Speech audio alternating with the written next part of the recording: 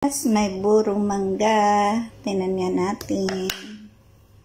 This is like 880 gram. Tayo ngayon ng pickled mango or burong mangga.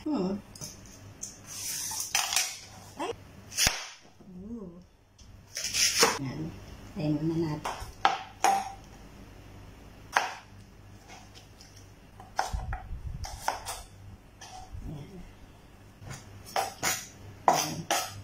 Ito na yun nung nahiwa natin ang isa.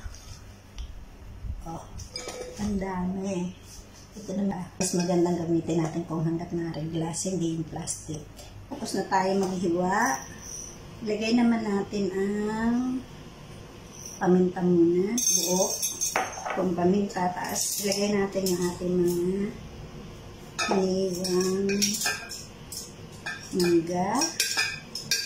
Ayan guys. Lagay natin lang dyan, i-arrange natin. Dapat yung, ito yung, mas maganda kung glass kasi ito. At syempre dapat pinakuluan para kasi ikit natin ito. Ayan. Actually, to, dalawang malaking mangga. Nahiwa ko na yung isa kanina. Hindi ko lang na-videohan. Ayan. Ang hiniwa tayo dito na garlic, ganito lang yung hiwa niya, is lagay lang natin dyan. Lalagay natin dyan, mga 4 or 5 kasi madami itong malaki kasi itong jar. Kaya halos dalawang malaking mangga ang nailagay. Pahilig tayo sa medyo maanghang. Lagyan natin ng konting chili. Lagyan natin yan.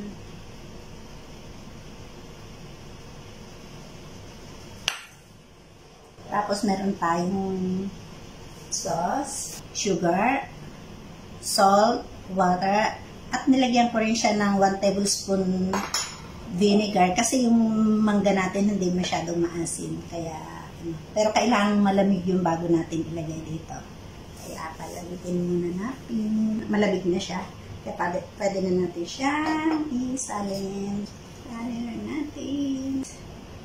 Eksakto. So, meron na tayong buro. Wait natin mga 2 to 3 days. At ito yung mga kasarapan niya na kasi kung kainin kaagad natin, hindi pa siya masyadong fermented. So, this is it. Guys, ang isa pang way ng pagburo, meron tayo dito na slice na maninipis na yung mangga. So, ilagay lang natin dyan.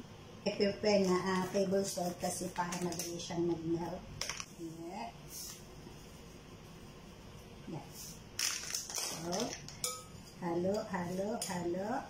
Mas maganda yung medyo light ang sugar. Pero ito yung nasa akin, dark brown. So, lagyan natin ng konting nito at saka konting white. Lagyan din natin ng white sugar. Yan.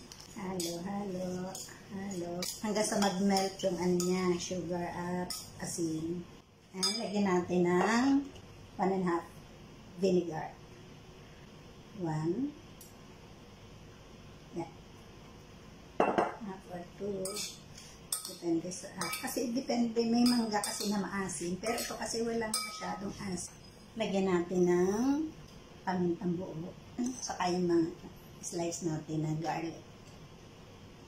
Meron yan.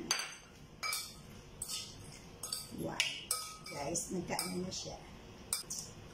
Ang lang.